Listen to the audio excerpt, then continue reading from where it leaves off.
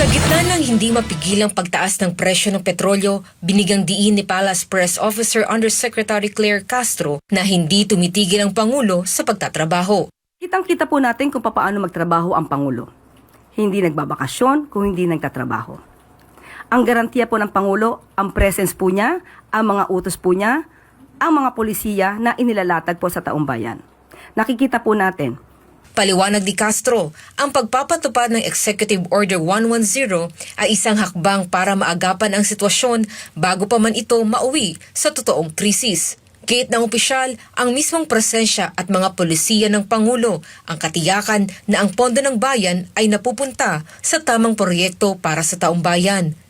Maliwanag po ang sinabi ng Pangulo sa kanyang mensahe. Sabi niya po, uulitin po natin, malinaw ang salitang ginamit natin, energy emergency. Hindi ito emergency ng pangkalahatan. So, ang sabi rin po niya na there's nothing to be panic about. Samantala, bahagi ng contingency plan ng pamahalaan ang pag-aaral sa pagpapalawak ng fuel subsidies para sa transport at agriculture sector gamit ang tiniyak na buffer fund ng Malacanang.